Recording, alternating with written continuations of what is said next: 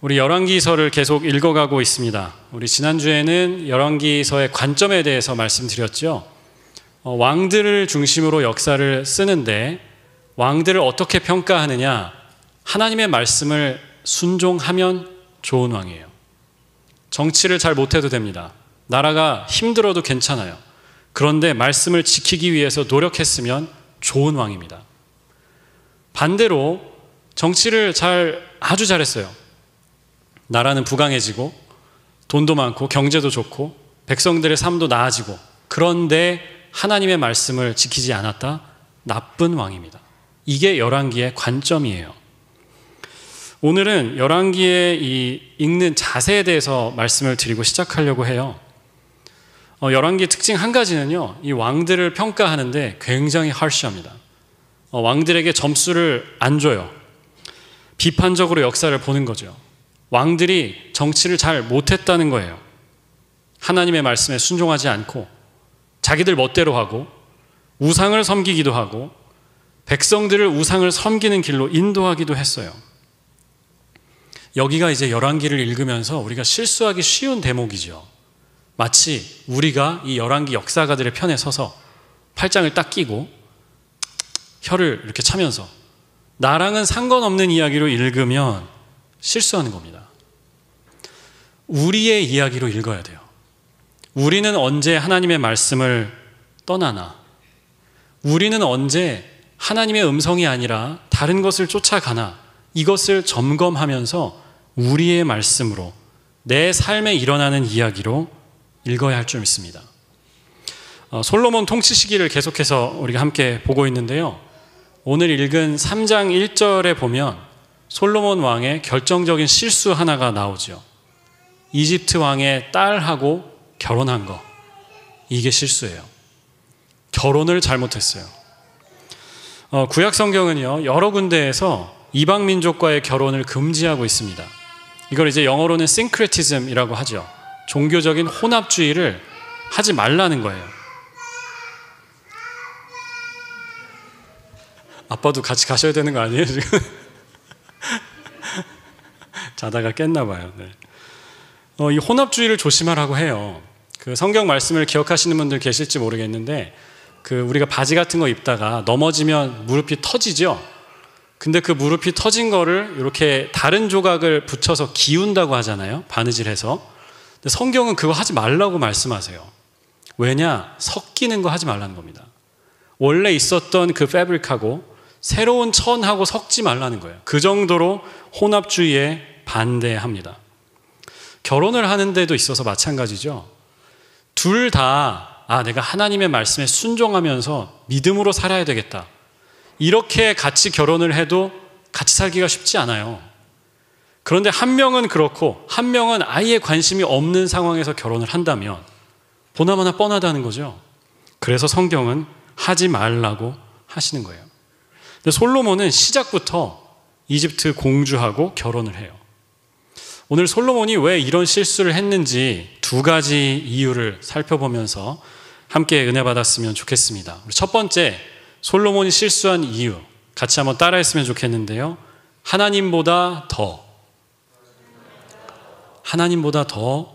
다른 것을 의지했기 때문에 실수했어요.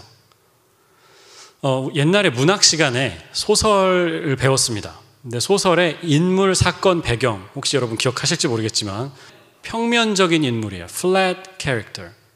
이 사람들은 원래 처음에 소설에 등장한 뒤로 자기 성질이나 성격이 변하지 않습니다. 그러니까 원래 착한 사람으로 등장을 했어요. 그러면 끝까지 착한 사람으로 이야기가 끝나요. 반대도 마찬가지입니다. 나쁜 사람으로 나왔어요. 그런데 끝까지 나쁜 사람으로 끝나면 평면적인 캐릭터입니다.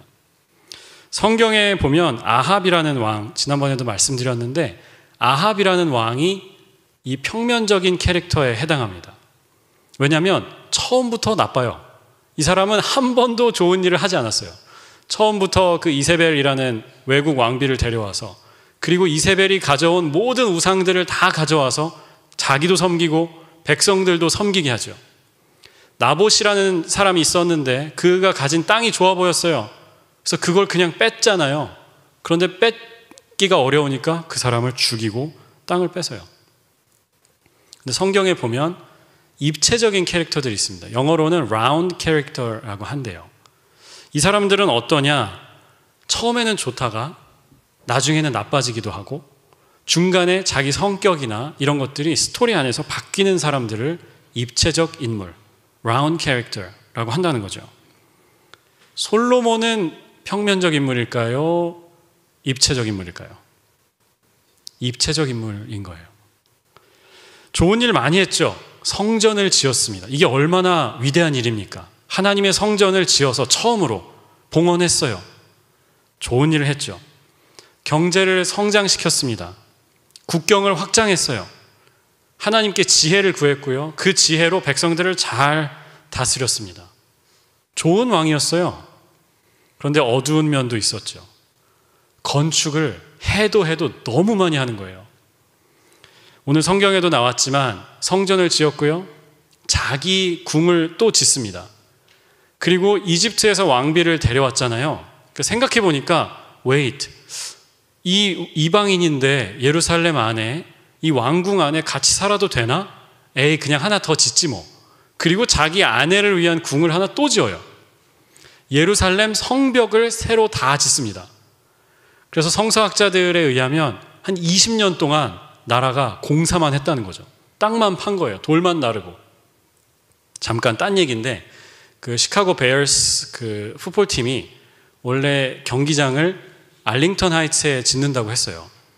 그런데 안 온다고 해요. 취소됐다고 들었습니다.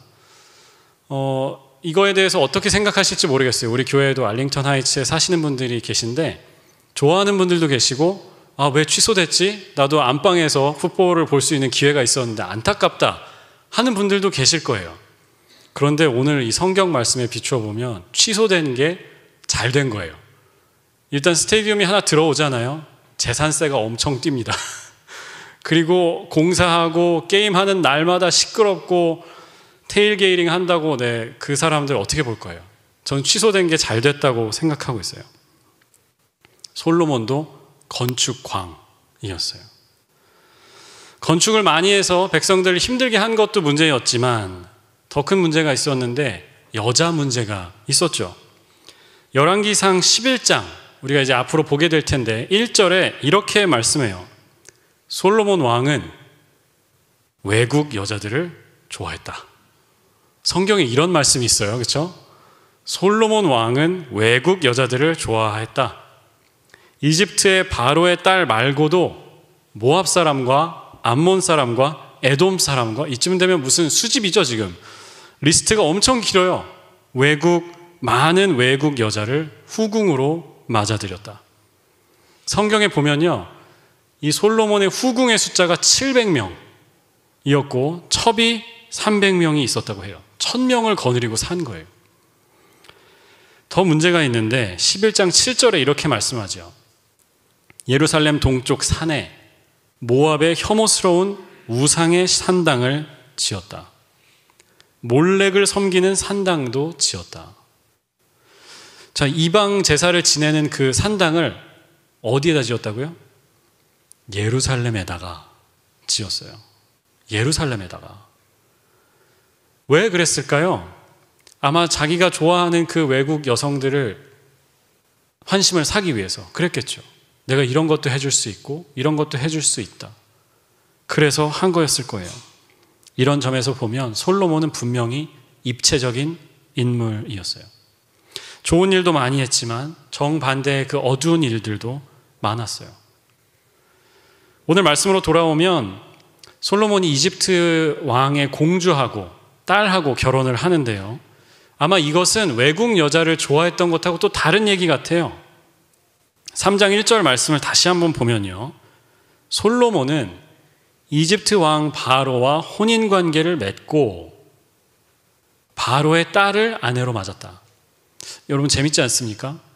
그 공주님을 좋아해서 바로의 딸을 좋아해서 결혼을 해서 이집트 왕과 혼인관계를 맺었다가 아니고 거꾸로 되어 있어요. 이집트 왕하고 먼저 혼인관계를 맺고 그 다음에 내가 이 파라오의 사위가 되는 것은 딱 정해놓고 누가 될지는 그 다음에 통한 거죠. 공주를 짝사랑하고 롱 디스턴스 연애를 막 했을 거 아닙니까? 그렇게 해서 문화 차이를 넘어서 어렵게 결혼을 한 게 아니에요.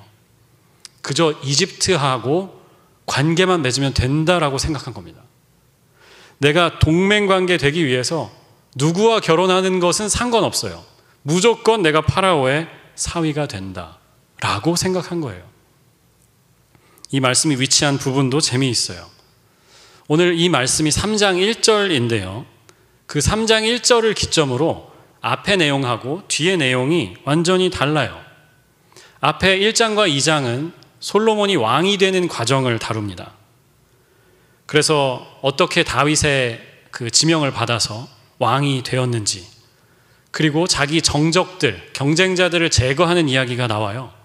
자기 형이었던, 우리 지난주에 보았던 아도니아라는 사람을 제거하고요. 그 다음에 다윗의 신복이었던 요압이라는 사람 제거하고요. 마지막으로 시므이라는 사람도 죽여요. 그래서 마침내 2장 46절에 말씀합니다. 솔로몬은 권력을 완전히 장악하였다. 내부 정리가 다 끝났어요. 이제 솔로몬을 중심으로 나라가 돌아가기 시작했어요. 그리고 3장부터는 그의 권력이 어떻게 바깥으로 뻗어나가느냐, 이 이야기가 나와요. 솔로몬은 지혜로워서 다른 나라의 리더들도 솔로몬의 지혜를 듣기 위해서 왔다, 이 얘기를 합니다. 그리고 4장에 가잖아요. 그러면 무역을 하는 이야기가 나와요. 어디에 배들을 다 부렸고 사람들이 무역을 하기 위해서 꼭 솔로몬의 이 항구들을 통과해야 했고, 그런 이야기가 나와요. 경제를 발전시키는 이야기. 그러니까 2장까지는 국내에서 자기 힘을 키우는 이야기이고요. 3장부터는 그 힘이 어떻게 바깥으로 팽창되느냐, 뻗어나가느냐를 이야기해요. 재밌지 않습니까? 3장 1절이 그 딱 기점이 되는 이야기라는 거죠. 이집트 왕의 딸과 결혼하는 그 이야기가 딱 중심에 있어요. 무슨 말이냐? 솔로몬이 국내에서 쌓아왔던 그 힘이 이 결혼을 통해서 바깥으로 뻗어나갔다는 거예요. 이집트 공주를 사랑해서 결혼한 게 아니고 처갓집에 힘이 필요해서 결혼한 거예요. 사랑이 아니라 투자였어요. 슬픈 이야기지만 솔로몬은 하나님보다 장인어른을 더 의지한 거예요. 제가 인터넷에서 이 사진을 하나 봤는데요. 표지판이 붙어 있는데 Road closed ahead 이렇게 써 있어요. 그러니까 dead end라는 뜻이죠. 우리 미국에서는 아마 dead end라고 썼을 텐데, 여기 들어가면 나오는 길이 없다, 돌려서 나와야 된다라는 뜻이잖아요. 통과해서 지나가지 못한다라는 뜻이에요. 그런데 그 밑에 보시면 작은 표지판에 GPS is wrong 이라고 써 있어요. 여러분의 그 내비게이션 틀립니다. 내비에서 맞다고 해도 들어가지 마세요 라는 뜻이에요. 이게 왜 이런 얘기가 있냐면, 사람들이 여기 표지판이 써 있어도 그냥 가요. Road closed ahead, dead end 라고 써놔도 여기 GPS에 된다고 나오는데 가보자 하고 간다는 거죠. 그리고 막상 가서는 길을 돌려서 다시 나와야 되는 거예요. 신앙생활도 마찬가지죠. 어떤 사람이 믿음이 성장하느냐, 어떤 사람이 변화되느냐, 하나님의 말씀의 권위를 인정하는 사람들이 변합니다. 말씀대로 살아보려고 애쓰는 사람들이 결국 변해요. 성장해요. 하나님의 뜻을 구하는 사람들, 그 뜻대로 살아보려고 하는 사람들이 결국 복받아요. 그런데 자기만의 GPS를 들고 하나님의 말씀을 조금 이렇게 살아도 괜찮을 것 같은데 라고 하는 사람들은 잘 안 변해요. 잘 성장하지 않아요. 말씀보다 자기를 더 의지하는 사람들이 있어요. 말씀보다 다른 것에 더 관심이 있는 사람들이 있어요. 다른 것을 의지하는 사람들, 신앙이 자라지 않고요, 변하지 않고요, 제자리 걸음할 수밖에 없어요. 우리가 이 말씀을 읽으면서 생각해야 하는 것이 하나 있죠. 우리가 하나님보다 더 의지하는 것은 무엇인가? 내 삶에 내가 GPS처럼 삼고 있는 것, 말씀이 아니고 하나님의 뜻이 아닌데 GPS처럼 살면서 쫓아가고 있는 것은 뭔가 생각해 봐야 할 줄 믿습니다. 하나님만 의지하는 여러분들 되시기를 주님의 이름으로 축원합니다. 우리 두 번째, 솔로몬이 실수한 이유는 우리 다시 한번 따라해 보겠습니다. 조급해서. 이렇게 하면 안 되고 우리 좀 더 빨리 해볼게요. 조급하게 발음을 해볼게요. 솔로몬이 두 번째 실수한 이유, 조급해서. 잘하죠. 역시 센스들이 있으세요. 다시 한번 할까요? 조급해서 실수했어요. 첫 번째 이유는 하나님보다 바로를 더 의지했기 때문이었고요. 두 번째는 마음이 급해서 실수했어요. 꼭 솔로몬만 그렇지 않고요. 우리도 실수를 많이 하는데요. 급해서 실수하는 게 참 많다는 생각이 듭니다. 여러분들 혹시 그 커피를 사가지고 차에 타면서 어디다 올려놨어요? 차 위에다가 올려놓고 빨리 가야 되니까 급하니까 그때 차를 타고 가고 있는데 커피가 없어요. 내 커피가 어디 갔지? 어디 있나요? 뒷유리에 흘러내리고 있는 나의 카라멜 마키아토, 뒷유리에 흘러내리고 있어요. 해보신 적 있으시죠 다들? 마음이 급하면 실수하는 거고요. 제가 볼 때 인생의 많은 실수가 마음이 급해서 생기는 것 같아요. 어떤 사람이 버스를 타는데, 한국에서는 버스 탈 때 요즘에 돈을 거의 안 내죠. 그 교통카드 이렇게 삑 이렇게 찍고 타잖아요. 그런데 어떤 분이 버스를 타는데 너무 급했어요. 그래서 버스에 헐레벌떡 올라타서 그 교통카드를 삑 찍지 않고 그 돈 넣는 통에다가 넣었습니다. 기사님이 이 사람을 보고 아니 뭐 이런 놈이 있지? 이러면서 쳐다보시더래요. 그러면서 그 카드를 꺼내서 주셨습니다.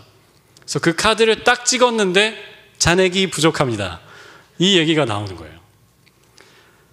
이번에 어떤 여자분이 버스에 올라탔는데 이분도 급하게 나와서 버스에 딱 탔습니다. 그런데 지갑을 놓고 나온 거예요. 돈도 없고 교통카드도 없어요. 그런데 자기 뒤에 따라 타는 사람이 잘생긴 남자분이 두 명이요 이러면서 딱 찍더래요. 그래서 너무 고마워서 인사를 했다는 거죠. 감사합니다. 그랬는데 알고 보니 뒤에 따라 타는 사람이 또 있는 거예요. 그분의 그 두 명 결제를 했던 일행이 있는 거죠. 한자에 그 우생마사라는 말이 있습니다. 우생, 소는 살고, 마사, 말은 죽는다는 뜻인데요. 소와 말은 둘 다 수영을 한대요. 헤엄을 칠 줄 안답니다. 그래서 연못이나 뭐 호수 같은 데 빠지면 헤엄을 쳐가지고 밖으로 나온다고 해요. 속도의 차이가 있다고 합니다. 소는 천천히 수영을 해서 나오고 말은 힘도 좋고 수영도 잘하니까 빨리빨리 나온다는 거죠. 근데 호수나 연못 같은 데 빠졌을 때는 괜찮은데 홍수가 났을 때 있죠. 물살이 빠른 데서 빠지면 소는 살고 말은 죽는데요. 왜냐? 소는 어차피 수영을 천천히밖에 못해요. 그래서 천천히 물이 흘러가는 대로 자기도 떠내려가면서 수영을 하다가 언젠가 되면 그 밑에 가겠죠. 그래서 걸어서 나온대요. 근데 말들은 물이 막 빠르게 내려가고 있는데도 자기 힘으로 수영을 막 한답니다. 그러다 결국에 힘이 빠져서 죽는데요. 그래서 우생마사라는 말이 있는 거죠. 말처럼 헤엄 잘 치는 거 중요하죠. 실력이 있는 거 중요해요. 그런데 조급하게 문제에 대응하는 것보다 어떨 때는 그냥 물에 둥둥 떠 있는 게 상황을 보면서 좋은 때를 기다리는 게 오히려 더 좋을 때도 있다라는 생각이 들었어요. 잠언 29장 20절은 이렇게 말씀하죠.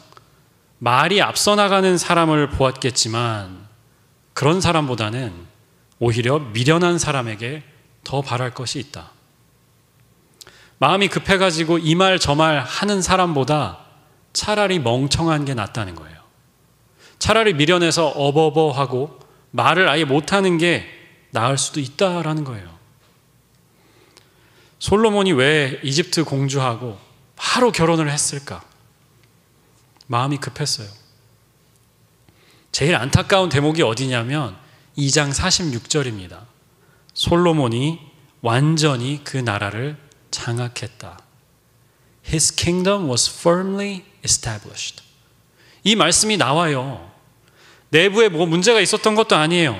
내부의 경쟁자들도 다 없어졌고 사람들도 이분이 우리의 새로운 왕이야 라고 다 인정했어요.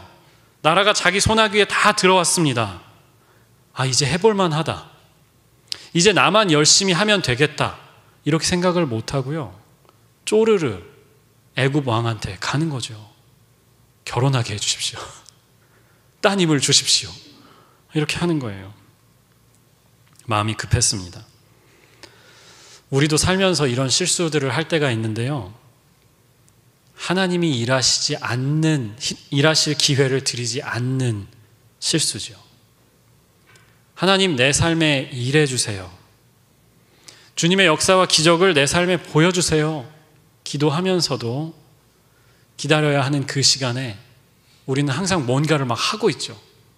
바빠요. 마음도 바쁘고 손도 바쁘고 생각도 바쁘고. 그래서 성경에 말씀하시잖아요. 너희는 가만히 있어. 하나님의 구원하심을 보라는 겁니다. Stand still. 움직이지 마. 뭐 하지 마. 가만히 서서 하나님의 구원을 보라는 거예요. 기다리라는 말씀입니다. 하나님을 의지하고 하나님을 믿고 참으라는 거예요. 버티라는 겁니다. 기다리는 게 근데 참 힘들잖아요. 저도 이거 기다리는 거 잘 못하거든요.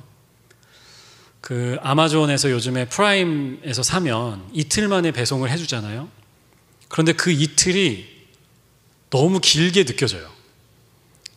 저만 그런 건 아닌 것 같아요. 왜냐하면 아마존에 요즘 보면 뭐 same day delivery, one day shipping 이런 게 있어요. 사실 근데 생각해 보면 뭐 한국은 그 쿠팡 뭐 로켓 배송 이런 게 있잖아요. 근데 그 나라는 조그맣잖아요. 조그마니까 뭐 이틀 만에 배송 다 할 수 있죠. 그런데 이렇게 큰 나라에서 이틀 만에 배송해 주는 게 얼마나 대단합니까? 그런데도 너무 오래 이렇게 느껴질 때가 있어요.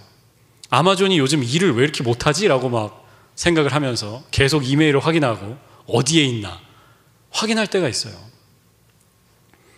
사회가 발전하고 좋아질수록 우리 삶에 여러 가지 편리한 것들이 생기죠. 바꿔 말하면 우리가 가진 컨트롤이 더 많아진다는 뜻입니다. 여러 가지를 더 쉽게 컨트롤할 수 있게 된다는 거예요. 감사한 일이죠. 좋은 일이죠. 그런데 신앙적인 관점에서 보면 우리의 마음이 더 조급해지기 쉽다는 생각이 들어요. 하나님은 똑같은 페이스로 우리 삶에 일하고 계신데 우리가 너무나 그 빠른 속도와 편리함에 익숙하다 보니까 하나님이 요즘 왜 이렇게 꾸물거리시지? 라는 생각이 들어요. 하나님이 요즘 일을 잘 안 하시는 것 같아. 그런 생각이 들어요. 워낙 빠른 세상에 살다 보니까, 워낙 편리한 세상에 모든 것을 손가락으로 막 할 수 있게 되다 보니까 그런 거죠. 그래서 한편으로는 그런 생각이 들었습니다. 기다리는 것은요, 우리 시대에 가장 중요한 영적인 훈련이다. 기다리는 거, 하나님을 믿고 기다리는 거, 버티는 거. 지금 우리한테 가장 중요한 신앙적인 훈련이다라는 생각이 들어요. 그런데요, 여러분, 훈련 뒤에는 반드시 상이 있습니다. 저는 이것을 믿어요. 그 어려운 기다림의 훈련, 어려운 버팀의 시간들을 견뎌내고 나면 반드시 하나님이 예비하신 상이 우리에게 있다. 그 상을 받는 저와 여러분이 되기를 축복합니다. 하나님이 예비하신 그 복을 받는 저와 여러분이 되시기를 주님의 이름으로 축원합니다. 기도하겠습니다.